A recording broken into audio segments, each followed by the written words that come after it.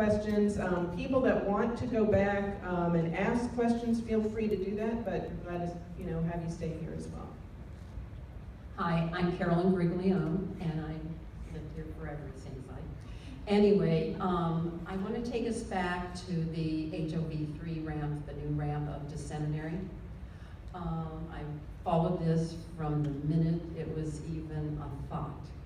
And at the beginning, the ramp was to be constructed to allow people going to the BRAC building only.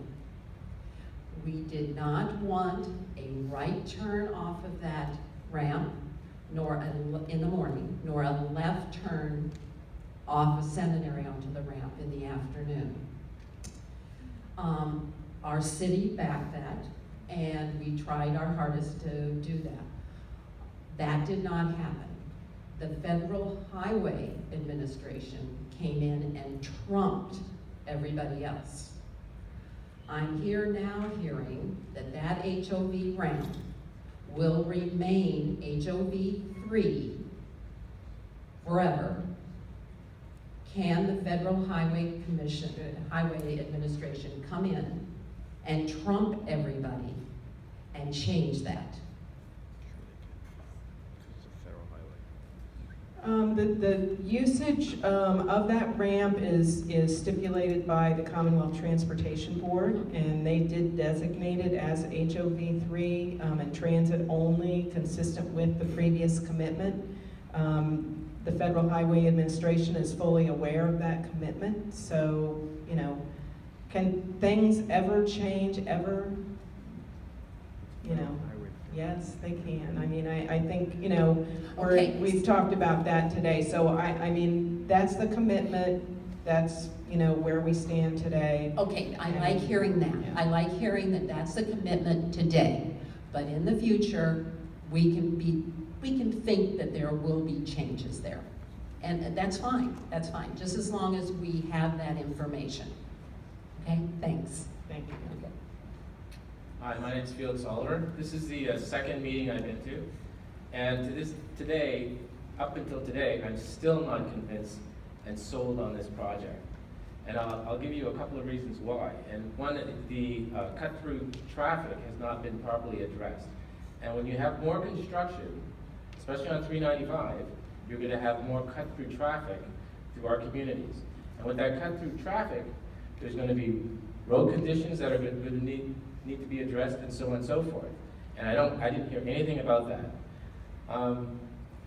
That being said, the other issues I had were there's no financial plan, there's no annual transit payment agreement that you brought to us, and like the young lady back here said, you're putting a cart before the horse in that respect. I have two questions for you, and one is, why is there only one company, Transurban, and one proposal for us to view?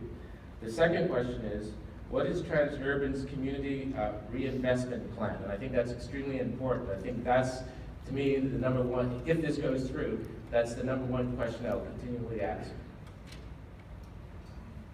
Okay, I'm like losing. What was your first question? Sorry. The question or okay, my concern? Let me talk about cut-through traffic and traffic during construction, because that is an issue we haven't really yet talked about tonight. But we will have a traffic management plan that looks at all different kinds of strategies that we can do to ease congestion during construction. And it is our goal to make that as efficient and effective as possible. That said, I'm not going to stand up here and tell you that there will be no cut-through traffic ever, or that there will not be some pain with this construction.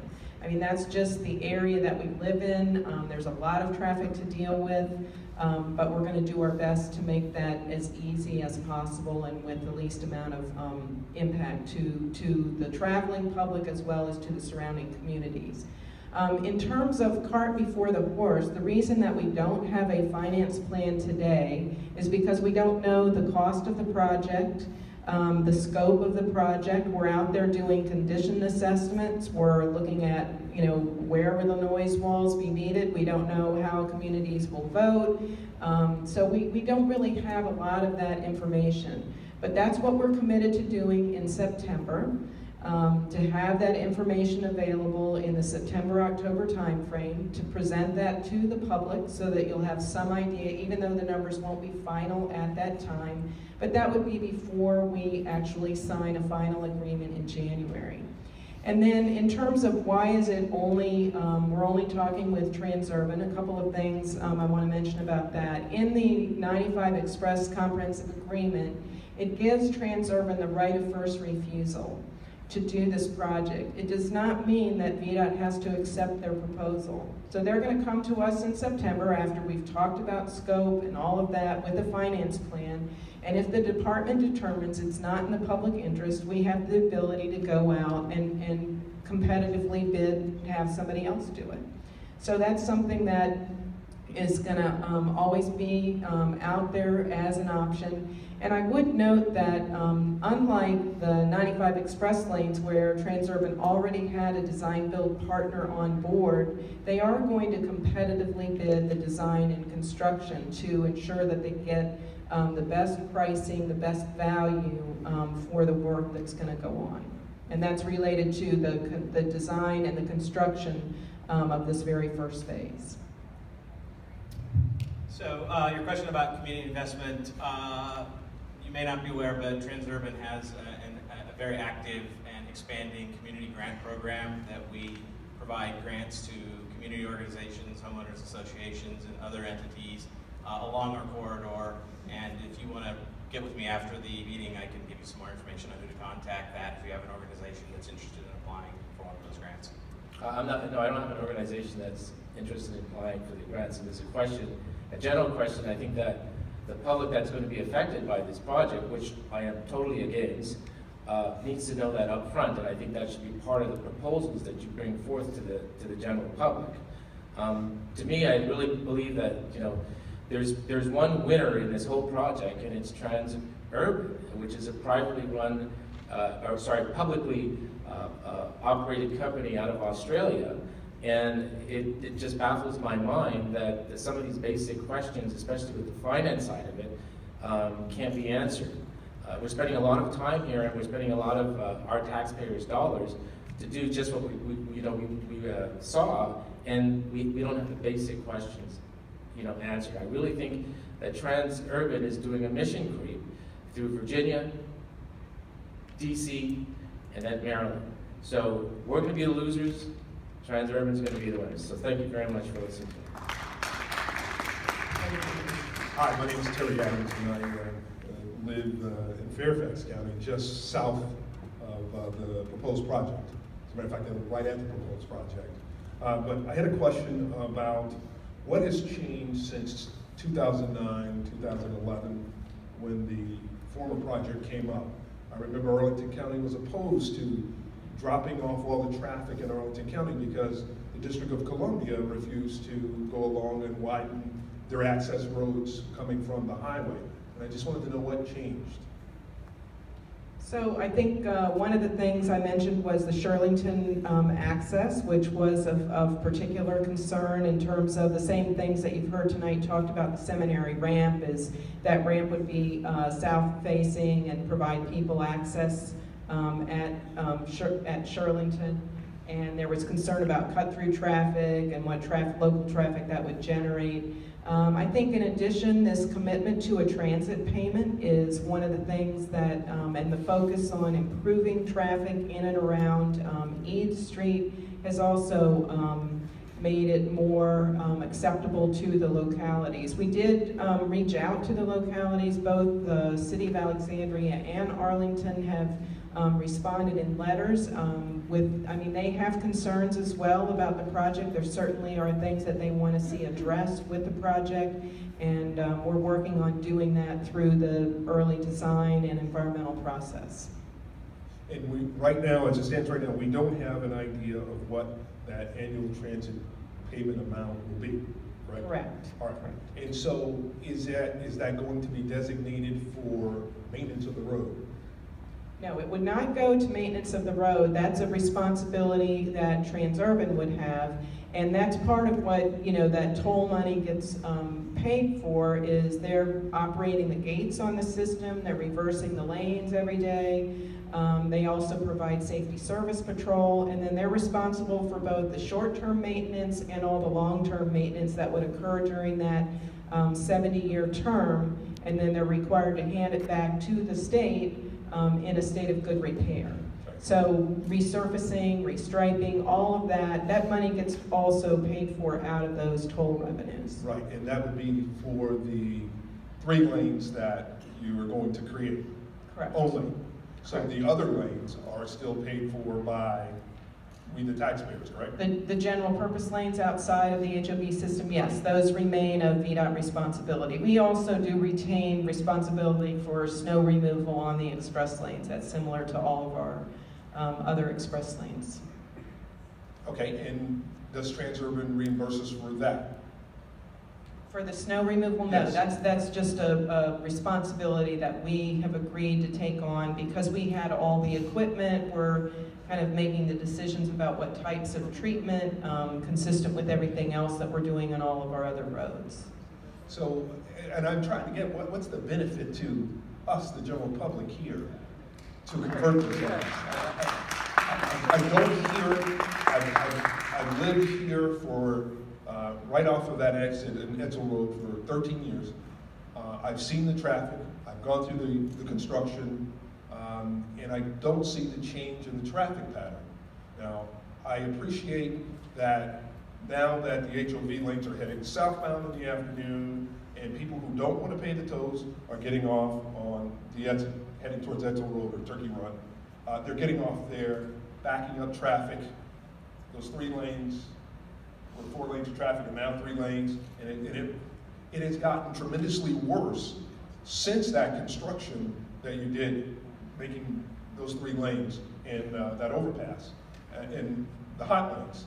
So I just don't see again, the benefit for us. HOV is HOV. We want people to pool together.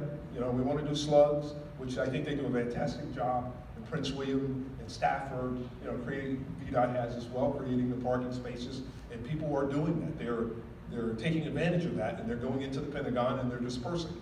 And I think that's exactly what I heard you say we want to happen. That's happening.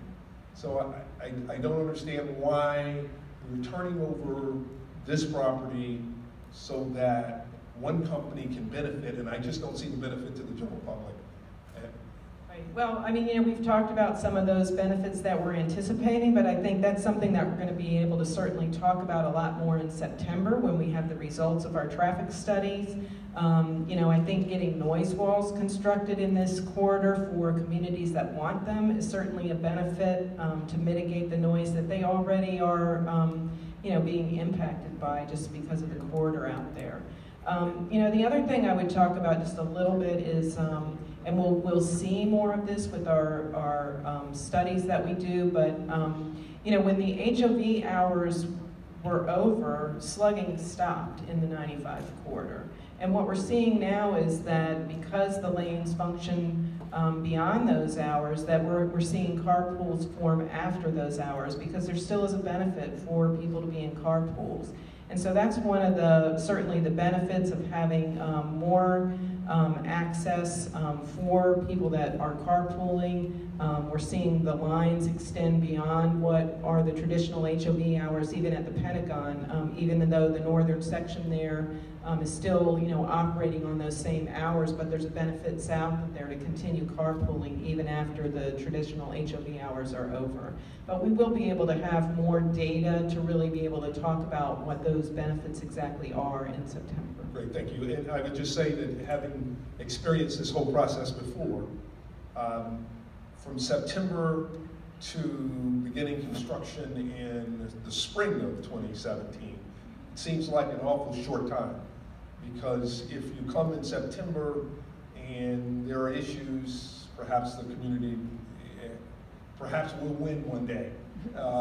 It just seems like an awful short time. Because if I'm planning a project of this magnitude, 6 months is a very small period of time to get your employees, to get your trucks, to get all the equipment that you need and supplies that you need in place to even begin.